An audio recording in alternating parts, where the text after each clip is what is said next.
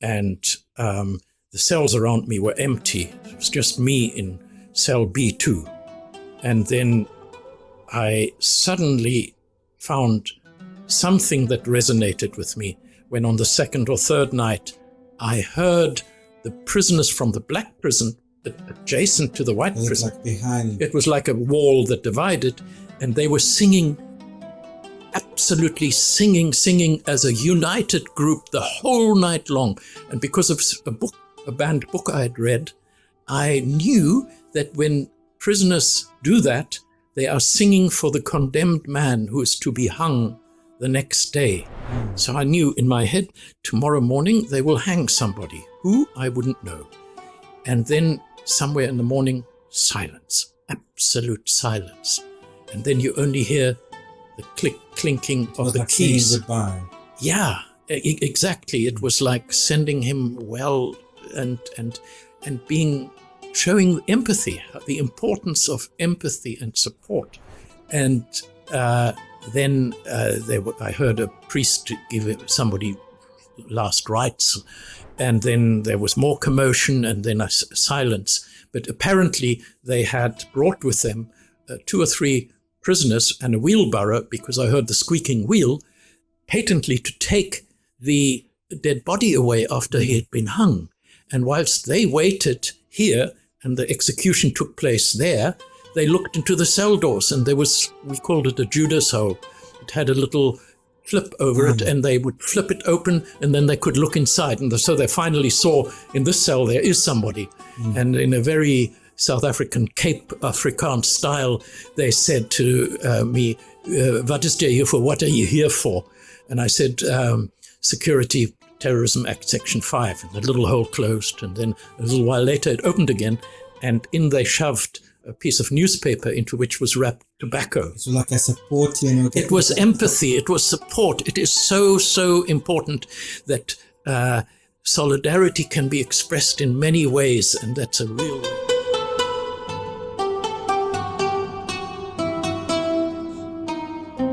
An interesting character with a lot of interesting, in-depth, funny, beautiful stories is our guest today. Mr. Horst, thank you so much for coming to our show. What can I say, sir? Yes, we spoke before. Please don't.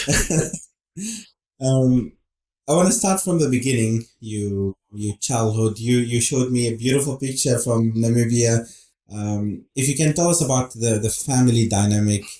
You had an interesting relationship with your parents that kind of shaped your life to take it to the social justice activist that you are.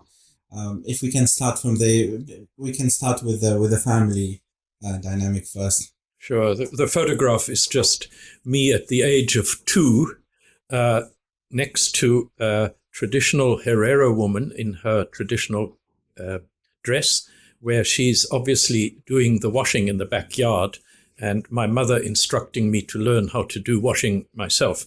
I'm rather proud of the picture because I thought it speaks a little bit to the need for egalite in the world. Can you do washing now? Or I can do my own washing, and there have been circumstances in my life where that was necessary. But that picture was taken in Namibia, where I was born, in the town of Swakopmund. At the time when I was born, Namibia was like a colony or another province of South Africa. So the name Southwest Africa had nearly disappeared. It was there was no border, there was no boundary. And when I was 4 years old, my father quite naturally moved in terms of his job to take over a job in Johannesburg. And we felt we were in the same country. But the fact was that this was, of course, a German colony once, which became mandated to South Africa after World War I. And my family came there as German missionaries, but long before the German Kaiser annexed the territory in 1884. My family already got there in 1814. And then, of course, the first missionary married a local woman, therefore a black woman. And at that early stage, maybe that wasn't seen as a particular conflagration of the issues of the rules of the church. But was the law, like South Africa, allowed to marry in between? Well, as it turned out, they got married outside of the border of the Cape Colony. So there were no rules, other than maybe those of local chiefs. But the local chief on the Orange River border between what is today between Namibia and South Africa allowed, and his wife, for him to get married to one of his daughters. And there were misgivings by the church, but in the end it was possible and allowed. And of course, throughout the history of South Africa, that kept happening. Otherwise, there wouldn't be such a vast population with a darker complexion than the pure white. In fact, most whites should ask themselves whether they are truly white. Certainly, I am not. I believe you mentioned that you are 4% something and another percentage from different. Well, it's very interesting in that when I, in years gone by, thought, well, besides what I've read and had to discover because my family had hidden this history because they didn't want to know that there was a black grandmother.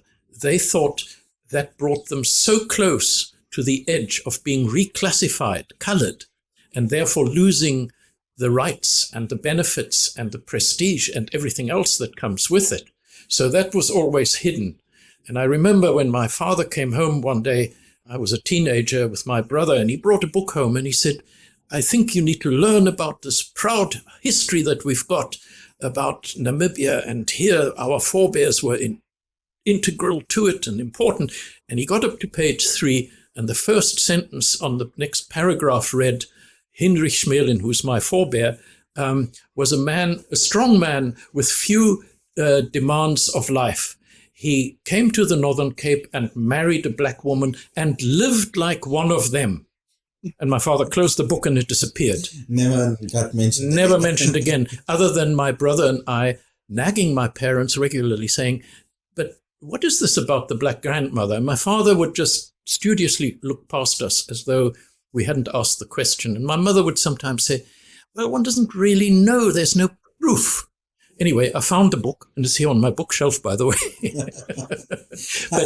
but that tells you my history is African since long before the first white man came. And my 4% DNA is just that in the train of 5 generations, the encouragement was get rid of the black blood, marry white people again and again until there is no drop of black blood left in you. And so when I did my DNA, 4% of me, that's 5 generations in a mathematical breakdown exact, is Namakwa, or part of the Khoi people. Intriguingly, a quarter of that is Arab. And then you ask yourself, how did that happen?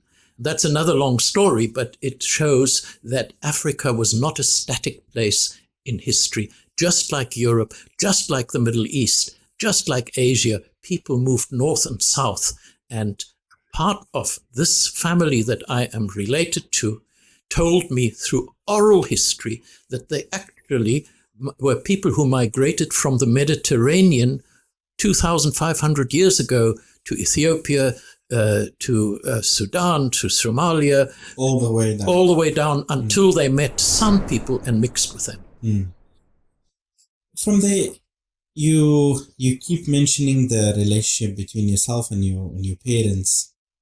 How would you describe the relationship, especially with your dad? There's a lot of stories up until he passed away. There's a lot of I would say secrets that you revealed later on. How do you describe the relationship? A difficult and an unhappy one in many ways. Obviously, I still love my father, but we did not speak for the last 3 years before he died, which was 1969. He died quite young, 72. And the reason was that he had a worldview that was ultra right-wing. And was ultra right-wing because he felt that the First World War had put him, as with German background, at a disadvantage in a world of South Africa dominating Southwest Africa now by British people who didn't want good for and so my grandfather couldn't get a job, he couldn't get a job, so a right-wing choice, and that right-wing choice was doubled up because he also had to prove that he was white. So I know that in 1935 already... Proof to who, sorry? Proof to who? To the society? To the society, to the authorities, to the gossip within the community within which he lived. They had to believe that he was white. And so everything had to be manufactured that you don't socially, for example, interact or even associate with those Kleinschmidts who were of a darker complexion. So you had to navigate all of that. And in 1933 already, he joined the Nazi Party in Windhoek in what was then called Southwest Africa. And he had to sign that he was of Aryan descent. Formally he joined. And what happened was that he suddenly thought of this black grandmother. My mother only told me this years and years later. And he said, I invented a different grandmother with a different name so that I would get away with it. And he lived with that lie, even going to Germany in 1935, attended the Nuremberg rally where Hitler announced the race laws. And my father, I've got the photograph in a cupboard here, my father standing with the flag of Southwest Africa, welcoming the adoption of race laws, knowing very well that if he was tested, things would go wrong. He wouldn't just have 4%, he'd have at least 8%. Yeah. So how was your mom thinking about that? My mother was pretty supportive in this as well. And we came from the poorer section of the white community because neither of them had full schooling, again, through economic circumstances post-World War I. And they therefore sided with that small slither of identity, which is, and therefore I was also sent to the German school in Johannesburg when we were there. There is a German school to this day. And my father said, that's what will give you your identity. Little did he know that my German teacher, a man by the name of Peter Horn, who subsequently became a well-known and much credited poet in South Africa, he made it his business through a youth group after school to re-educate us from what he thought we'd been taught by our parents. And when my father found out, he rushed to the school board and he said, this man must be deported, he's dangerous. And I went to the teacher in recent years, he's now deceased, and I said, do you know anything about it? He said, yes. Initially, they wanted to have me deported, but they just gave me a warning and a condition that I should share the leadership of the youth group to make sure that I don't speak of the things that challenge the views of where the children come from. Oh. But it was that teacher who became my hero and the man who gave me the framework that initially I reacted to at home, which was poverty was not least also dominated by at home through the heavy use of alcohol and therefore often situations which were socially untoward. And I was arguing against it and I was fighting against it. And then came a teacher who gave me a framework against it. And then fortunately, I got a scholarship to go to an English liberal white university, Witwatersrand University. And I was surrounded by more or less liberal people. And I felt an embrace of where my rebelliousness was going to, and found myself on the picket line demonstrating against apartheid quite soon. And from that, one thing led to another, and I got into student leadership. And finally, in 1979, I was elected vice president of the National Union of South African Students. So from your teacher at school who shaped kind of your political, social ideology to your work at Wits University, that led to your activism work in a way or another. If you can speak to us about your activism work, and you met one of the South African heroes, and actually you were very close to him. Yes, it's a journey. It's not an event that changes your mind. It means challenging so many things that are the composite of who you are. And I remember it was in 1976, there was a national student conference, and they called it national, but it was basically white English-speaking students. The Afrikaans students had left a long time ago, and the black students weren't allowed into it, but it called itself that. And it happened at the very university I was at. And during the winter vacation, I thought, let me go and listen in on this. And I was fascinated, and that's how I got educated more and more. And on the last evening, there was a big dinner. It was in a big U-shaped hall, tables like this, and I was right at the tail end of it.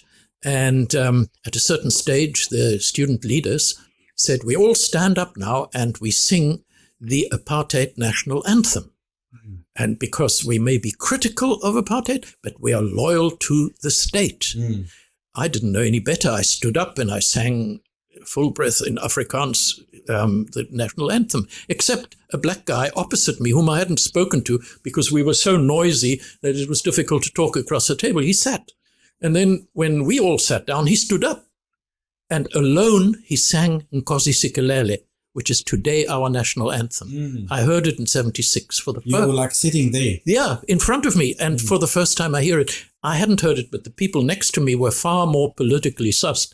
And they said, Neil's going to get arrested for this. This is dangerous. He mustn't do this and so on. But the leadership also didn't stop him because they were also a little bit aware that, you shouldn't. And then I was... So everyone waited until he finished. Until he finished. Mm. And he wasn't alone. There were about 5 or 6 other people who joined him. I was so impressed. I walked around the table afterwards, right at the tail end of this table, and I said, I just want to express my appreciation. You have the courage of your conviction, and I'm impressed. And my name is Horst Kleinschmidt. And he said, and my name is Steve Biko. Mm. And that's how I met him. And we then had common cause for various other reasons, which was that we discovered that a group of us didn't come from posh English schools, and we didn't know the rules of debate on the Congress floor. So whenever we wanted to say something, we were ruled out of order because you can't do this here. This is a resolution, or this is an amendment, and we didn't know. So I felt commonality there. So I said, I'll come and visit you, and I did.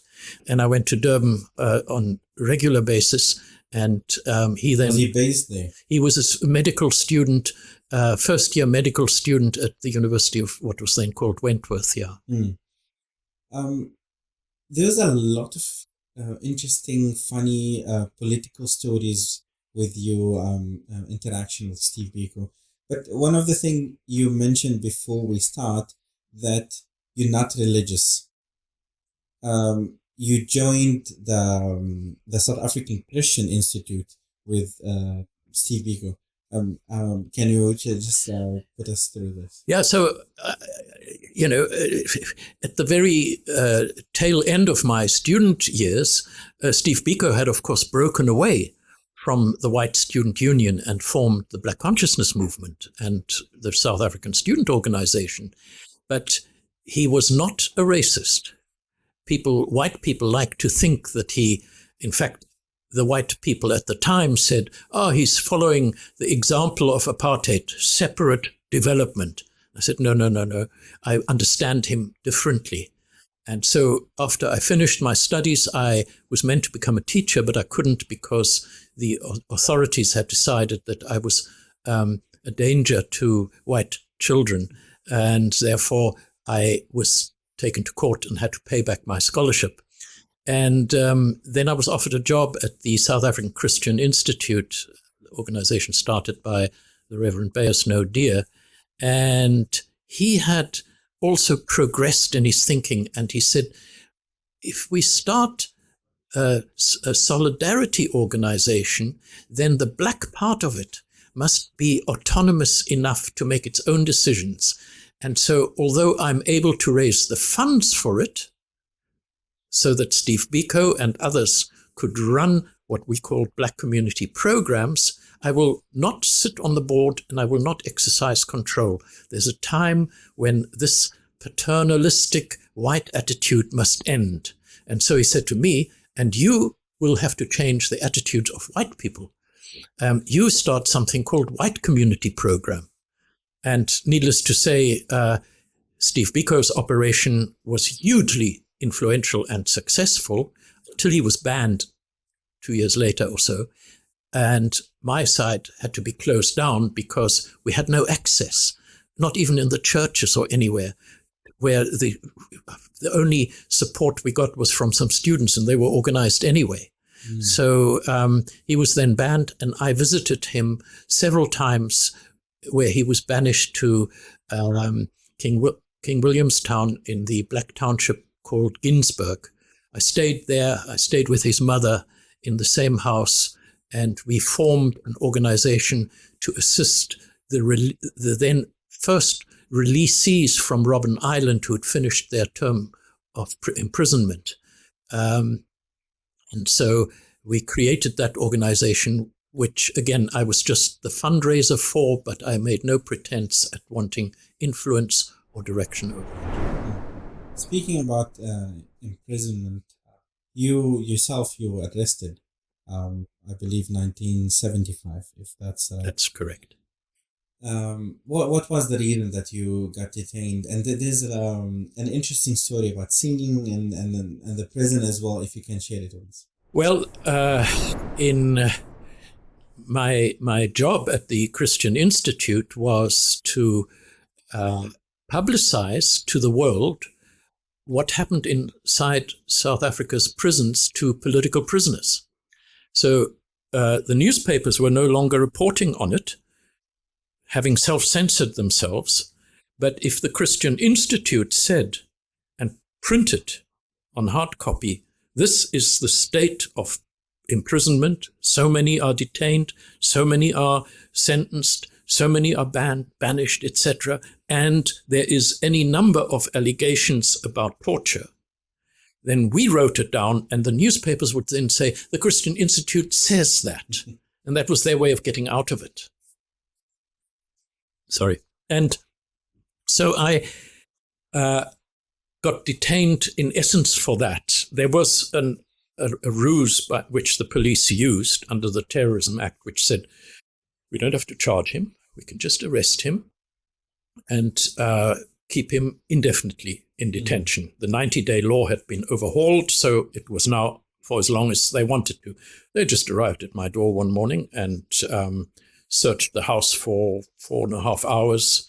My friends associated outside, and finally I was taken to John Foster Square, to the 10th floor, where I knew they had tortured people, where I knew they had thrown people out of windows. And they walked me with the police. They walked me past these windows because every section had a desk with one of the interrogators whose names I already knew. And they said to me, that's Struwig and that's Cronwright and that's... You knew them from... From all the raids they had conducted, and they photographed us and we photographed them, and we tried to get names and so on. So eventually I get into the chiefs, the most senior guy there, a guy called Captain Olivier. And I think, oh my goodness, the end of my life has come. Because I had, as a student one day on campus, when he raided the Student Representative Council offices and confiscated pamphlets, I was there demonstrating with others against this. And as he was about to go down the steps with his briefcase and a bag of pamphlets, the briefcase opened and all the pamphlets fell down and down the steps. and he bent over to collect them again, and I happened to stand behind him, and it's the only act of violence I ever committed, but I thought I should kick him from behind. Unfortunately, he was so tall that I did no damage at all. But you tried. I tried, and he swung around and he said, "That's assault," and he smacked me to the ground. And I was the cause of a conflagration of student and suddenly all the spies that were amongst us. So there was a brutal, terrible beating going on. And my girlfriend at the time pulled me. I was bleeding, my glasses had gone, my sleeves were torn out of my jacket and my shirt, pulled me into a room and locked the room and said, "You stay there until I tell you it's safe." And so a friend of mine did a cartoon of this big policeman in a charge office and this tiny little student, which is me there. And the big policeman has a bubble out of his mouth, which says, "Help, help, I'm being assaulted." And so I am now a detainee many years later, and I get into his office, and this cartoon is hanging on the wall behind him. And I thought, oh my goodness, this is too close for anything. Fortunately, he never found out. But did he remember who you are? They were not nearly as efficient in this. It was always made out that because they were powerful, that they were efficient. They were powerful, but they were not efficient. Anyway, from there, I was then that day taken to Pretoria Central, which was where known white political opponents were kept. I had some hope to meet or connect with the other political prisoners who'd been in long-term imprisonment, but that didn't happen.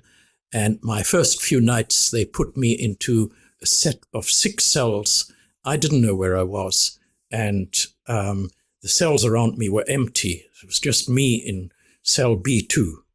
And then I suddenly found something that resonated with me when on the second or third night, I heard the prisoners from the black prison adjacent to the white prison. Like behind. It was like a wall that divided, and they were singing, absolutely singing as a united group the whole night long. And because of a banned book I had read, I knew that when prisoners do that, they are singing for the condemned man who is to be hung the next day.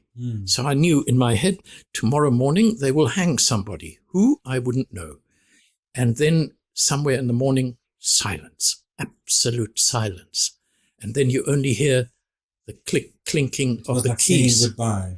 Yeah, exactly. It was like sending him well and showing empathy, the importance of empathy and support, which you can do if you cannot touch. You can still sing, you can still speak.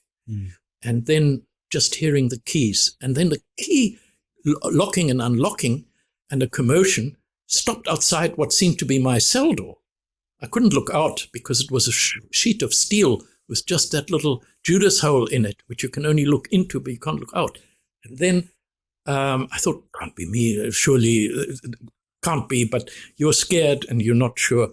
And then I heard a priest give somebody last rites, and then there was more commotion and then a silence. But apparently they had brought with them 2 or 3 prisoners and a wheelbarrow, because I heard the squeaking wheel, patently to take the dead body away after he had been hung. And whilst they waited here and the execution took place there, they looked into the cell doors, and there was, we called it a Judas hole. It had a little flip over it, and they would flip it open, and then they could look inside. And so they finally saw in this cell there is somebody. And in a very South African Cape Afrikaans style, they said to me, "Wat is jy hier for? What are you here for?" And I said, Security Terrorism Act, Section 5. And the little hole closed. And then a little while later, it opened again. And in they shoved a piece of newspaper into which was wrapped tobacco. So like a support, It was empathy. It was support. It is so, so important that solidarity can be expressed in many ways, and that's a real way. And then it opened again, and then came in some matches and the side of a matchbox, because a matchbox couldn't fit through the Judas hole. And then the last was just them shouting into the cell through the hole, good luck. And then I heard the wheelbarrow. You don't know go. who's that? To this day, I wouldn't know who they were. It imprinted itself on my brain in a big way. And I was then taken to a different cell. And then a little while later, I was caught because I heard somebody singing at night. And I thought, the person who sings is a decent man, because they are songs for me that are okay. So I climbed to the top of the bars and I sang in unison with him until I sang and he sang in unison with me. What were you singing? Including "We Shall Overcome." Wow. And then finally I shouted, "Who are you?" And he said, "My name is Gordon Young." I said, "Gordon, it's Horst here." And we were friends, but we didn't know we were both. So I said, "Okay, we'll talk every second night." And as it turned out, I asked him what they were interrogating me about, which was about an organization. The name was Okela, or some supposed white resistance group on the side of the ANC. Fortunately for me, I had never heard of it, and that was my lucky break in detention. I knew that they were chasing something they could not get out of me. From there, almost every year you had an interesting event. I know that you always say it's a journey, it's not an event, but you got into exile the year after. Yes. You spoke at the UN Secretary the year after. Yes. How would you, and then you formed IDAF, if you also mention that later. But you exile story until forming the IDAF.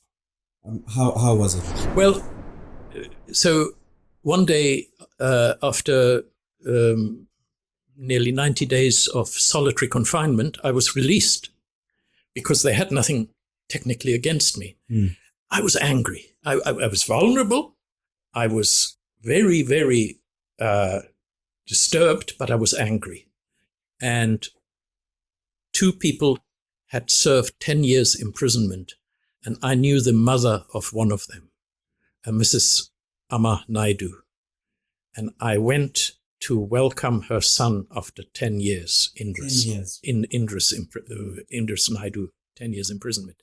And he soon introduced me to another man from Alexandra Township called Makhalis Ramakhadi. And they said, "Look, we are also angry. Are you with us?" I said, "Yes." So I then assisted them in trying to make the independence of the so-called homeland Transkei impossible. In those days, it was very difficult for black people to rent cars. I rented 13 cars in succession. They went to Swaziland. They did pick up arms. And that was like the underground. It was an underground time. And eventually the police got wise of this and kidnapped the people from Swaziland. And when they were interrogated in the same John Foster Square I'd once been in, they came to tip off Makhalis Ramakhadi and they said, "Your name is being mentioned. You're going to get caught." And he then came to me and he said, "You and I must leave the country now, because if we were only at the bottom end of a resistance structure, they will beat you until you give evidence against those higher up. Don't put yourself in that position. Make it impossible." So that's how I then had a friend who packed me as a parcel into a very small Cessna aircraft, and I was flown out of the country to Botswana in that way. Oh, this is the way that you got... I got into exile in the back of this little aircraft behind the seats, and then when we were in the air, and then the pilot lodged a flight to the border with South Africa and then pretended that he got lost and overflew it. He did many exercises like that. I was his experiment. IDAF, you formed it? I didn't form IDAF. I was invited, again by a priest. So it's a short for... The organization I had a relationship with from internally, but it was banned in South Africa, so it was a very difficult. It's an ANC organization. Not what it had good connections with, but it was in essence an organization, the International Defense and Aid Fund for Southern Africa. It was to make the world aware of the issues at stake under apartheid, notably where political repression took place. And so when I was now in exile, I first got asylum in Holland, and there I was recruited to come to London and join that organization. And initially I was there to fundraise, mostly from Sweden, and then also to run the political prisoner support campaign, which was to make sure that anybody who is imprisoned, be they detained or charged, has a lawyer to defend them. Even if the lawyer couldn't do anything, the importance was to show to the authorities that this person has an outside legal representative who will fight also against any arbitrary action, including torture. Even if he could only say it, but it is an important part, again, for the prisoner to know that such a person will be there. And in 1982, I became the director of that organization and ran it until apartheid was over and then shut it down. What role did Horst play after apartheid? I always thought that when liberation comes, you go home. You come back to South Africa. And so I did. And my spouse, Christine, is from England, and I had to show her South Africa. And she said, I don't want to go to South Africa. I only associate negative things you boycott, oranges, etc., things you don't want. So I said, no, I'll show you it's beautiful. And I did. And she agreed. And so we started life together. And that's when initially I worked for a Lawyers for Human Rights organization. There were still issues that needed to be dealt with. And then a friend of mine who had long spent time on Robben Island, Eric Molobi, asked me whether I would become his assistant in Kagiso Trust. And so I worked there for a long time, but I was not invited into government. I was going to go there. You were part of the government, if that's the right term. You worked closely with Mandela. I would love to hear that story as well. Then Horst is not part of the government. How come? There were two parts to my reaction when I came home. The first was that I believed that when a struggle has been won, you should do everything to ensure that development now takes place. All that the other people, the people who have been repressed, all the things that they had a right to should be delivered. I worked in water and sanitation. That was the organization. So I worked with that, and I was quite pleased with that.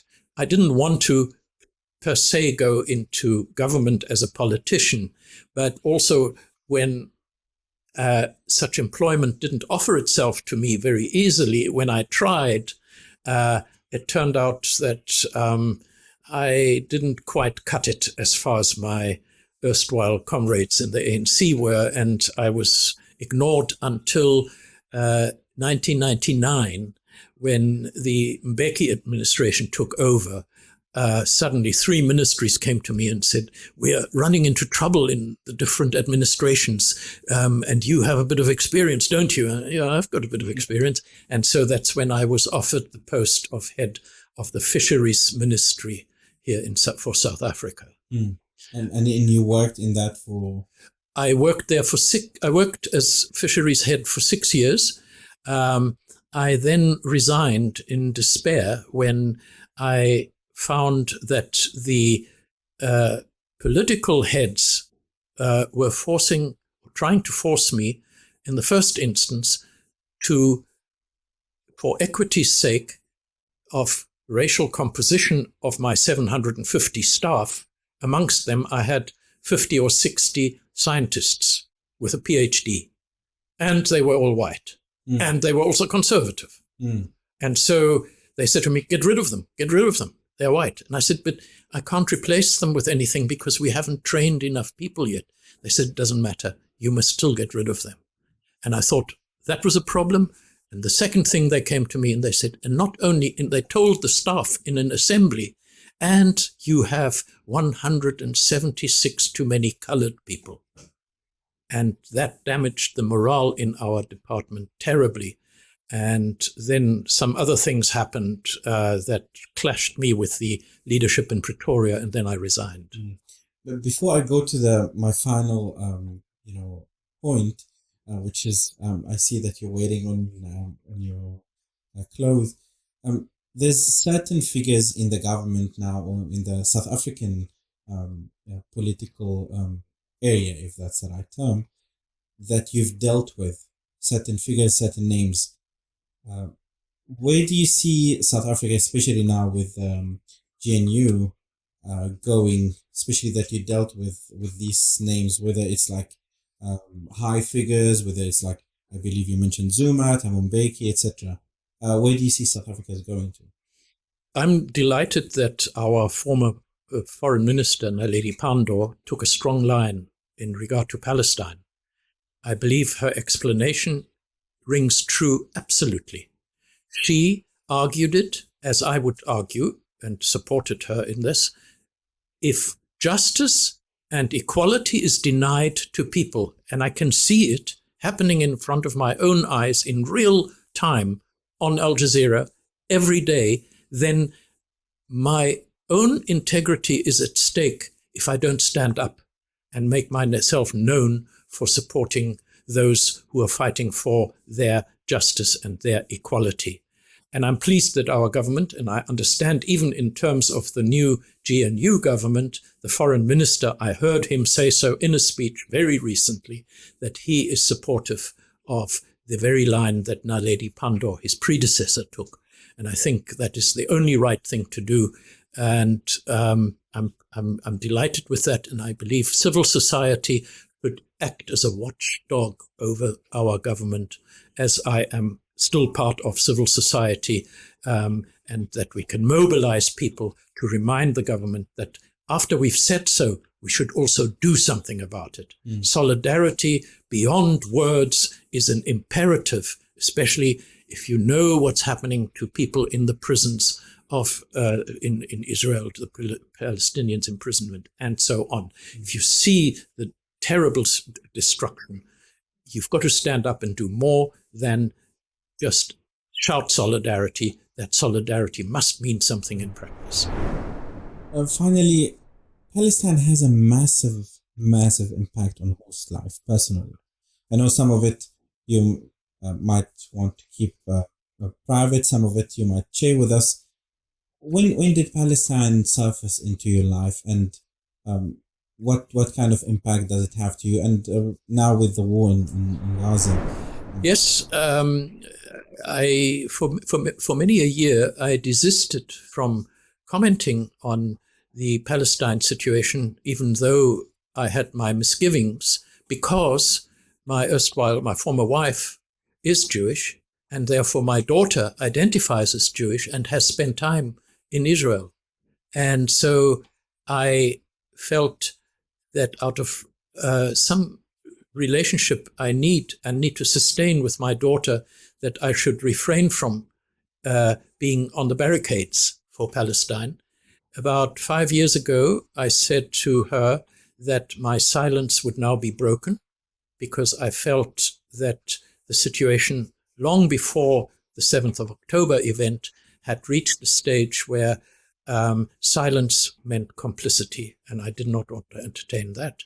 And we navigated a path through that speaks to what I can say, and maybe she has and certainly does have a different view on it.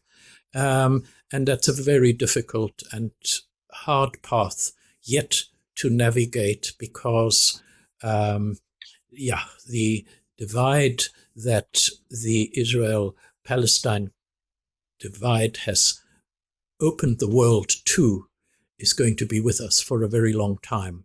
But that does not stop me from saying that you've always got to be on the right side of justice and equality. Thank you so much. I do believe we're running out of time. To be honest, the history that we're sitting with is like a lot.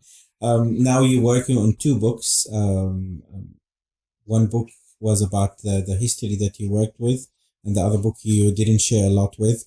Wish you all the best with both of them. Thank you so much for having us here. Thank We you. really appreciate it. Thank you very much. Thank you. Okay.